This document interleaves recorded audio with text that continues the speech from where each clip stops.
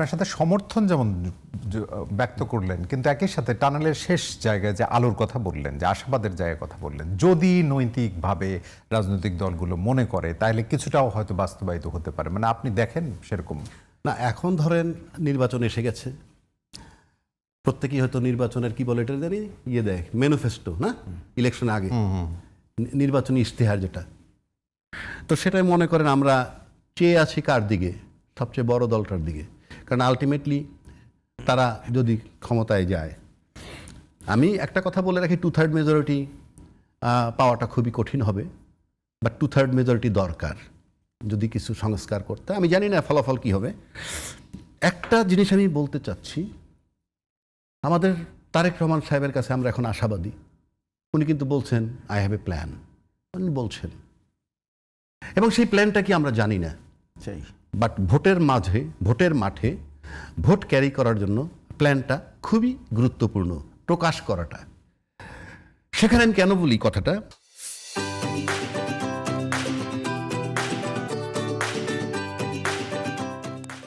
Number one, কিছু সুস্পষ্ট কথা বলতে হবে। দেশে আজকে যে ঘটনাটা ঘটছে, এটার ব্যাকগ্রাউন্ডটা যদি আমরা না বলি, এইটার ব্যাকগ্রাউন্ডে আছে বিডিআর হত্যা, এটার ব্যাকগ্রাউন্ডে আছে আয়নাঘর, এটার ব্যাকগ্রাউন্ডে আছে শাপলা চত্বর হত্যা, বিনা বিচারে হত্যা, এগুলো কিন্তু সব ব্যাকগ্রাউন্ড। তারপরে অর্থ লুট, কারচুপি নির্বাচন, দিনের ভোট রাতে, এই সব মিলে।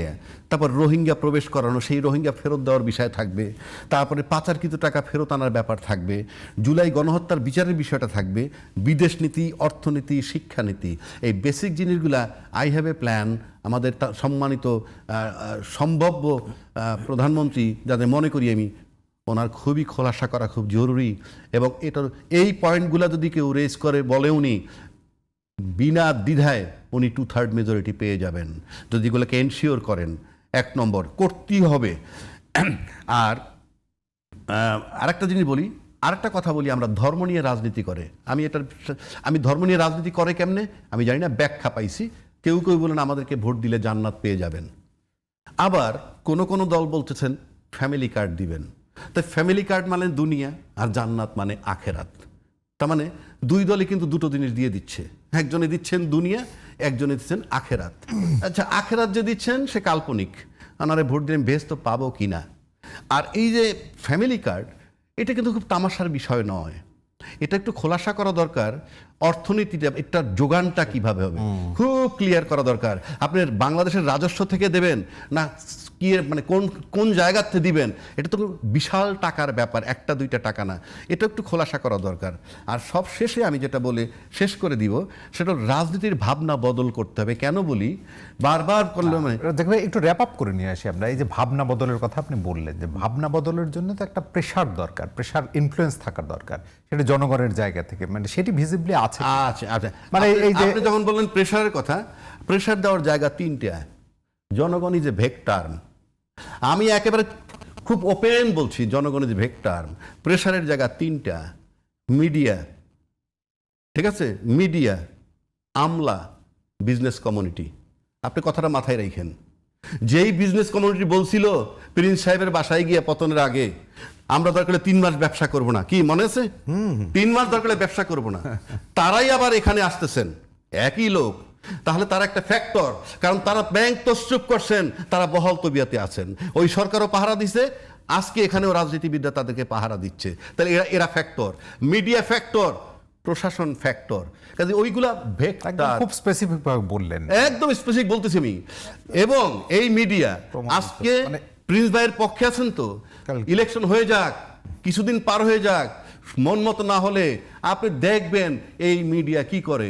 আজকে যাদের নমিনেশন পেপারে অনেক ত্রুটি আছে, রাজাকি ভাই শুধু মিডিয়ার কথা আপনি বলছেন না, কিন্তু আপনি আরো যে দুইটি গ্রুপ, মিডিয়া, প্রশাসন বললাম না, আমলা, আপনি গুলশান মনির সবচেয়ে বেশি প্লটকার, আনুপাতিকার হিসাব করলে দেখবেন পরিবর্তন কি হলো, আসলে হলো না তো।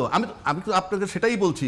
সে কারণে এই তিনটা জায়গা আবার একত্র হয়েছে, কিভাবে সেই একই কায়দায় আমরা থাকবো এবং একই কায়দায় আমরা বড় হইতে থাকবো। সেই জন্য বললাম রাজনীতির ভাবনা বদল করতে। কেন আমি বলছি, আপনি খালেদা জিয়া, বেগম খালেদা হেভি ওয়েট, ওনার জন্য 24 লাখ লোক আসছে, সারপ্রাইজিং কিছু না। জিয়া রহমান সাহেব মারা যাওয়ার পর অনেক লোক আসছে, সারপ্রাইজিং কিছু না। বাট হাদির পরে যে 7-8 লাখ লোক আসছে, দ্যাট ইজ আপনাকে ভাবতে হবে কে প্রচার করছে? হাদিকে। হাদির বক্তব্য কোথাও না কোথাও মানুষকে টাচ করেছে। এই যে টাচ করেছে এটা কিন্তু ধারণ করতে থাকবে। এই যে ধারণ করতে থাকবে সেইটা কিন্তু সম্ভাব্য যারা ক্ষমতায় আসবেন তাদেরকে মাথায় রাখতে হবে। তারা কিন্তু তাদের নিজ দলেরও তরুণ সমাজকে দাবিয়ে রাখছে। আপনি দেখেন যাদেরকে নমিনেশন দিছে তাদের ভিতরে 40-45 বছর বয়সের কয়জন আছে খুঁজে বের করেন। অর্থাৎ তরুণ সমাজকে কেউই আগাইতে দিতে চায় না। বুড়ারা থাকবে, নমিনেট করবে, এই তরুণরা বুড়াদের ধারণায় যখন গড়তে গড়তে উনি 65-তে আসবে আবার নমিনেশন পাবে, কিন্তু ওই 45-50-এ পাবে না। আমরা এই যে ভাবনা বদলের আমি ভাবনা বদলের জায়গা বলছি এইটা। আর সে কারণে বলছি যে জুলাই যাত্রা শুরু হয়েছে তার অবসান হবে যদি এই ভাবনা বদল করে।